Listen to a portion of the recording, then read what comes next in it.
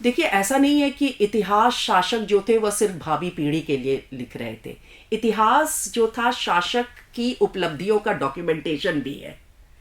जो official history होती है उसमें, फॉर एग्जाम्पल अगर आप आईने अकबरी को ले लीजिए, अकबर के, तो वो ऑफिशियल हिस्ट्री है, यानी उनको कमीशन किया गया था अबुल फजल को इस इतिहास को लिखने के लिए। तो जितनी भी जानकारी जो है आपको उस किताब में जो है साम्राज्य के संदर्भ में मिलती है। फॉर एग्जाम्पल जो भी सूबा थे, जो भी प्रोविंसेस थे, यानी बहुत ही डिटेल्ड आपको जानकारी मिलती है उनके जोग्राफिकल लोकेशन के बारे में, उनके जो इम्पोर्टेंट सिटीज़ है उनके बारे में है। जहां तक भावी पीढ़ी के लिए है, तो ऐसा नहीं है कि हर आधिकारिक इतिहास में भावी पीढ़ी के लिए इंस्ट्रक्शन था। और एक तरीका यह है कि एक एक ध्यान रखने योग्य है कि ऐसा नहीं है कि सारे के सारे इतिहास जो थे वो ऑफिशियल हिस्ट्री होते थे।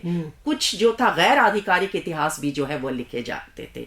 तो अगर आप अकबर के ऑफिशियल हिस्ट्री को अगर आप कॉर्पोरेट करना चाहते हैं, या उसको आप जो है, अगर आप देखा जाए तो आप यह कह सकते हैं कि अगर आप उसका सत्यापन करना चाहते हैं कि जो घटनाएं उसमें उल्लेखित है वो सही है या नहीं है, तो आपको जो है गैर आधिकारिक इतिहास, बदायूं का इतिहास जो है वो पढ़ना पड़ेगा। तो सारा हिस्ट्री ऐसा नहीं था कि इंस्ट्रक्शंस था, बट हाँ, जो उद्देश्य था अगर आप देखा जाए तो इतिहास का जो था, जैसे कि बर्नी जो है वो यही कहता है कि इनफैक्ट जो इतिहास का उद्देश्य है कि वह है कि आप अपने अतीत से सबक लेकर के वर्तमान को जो है वह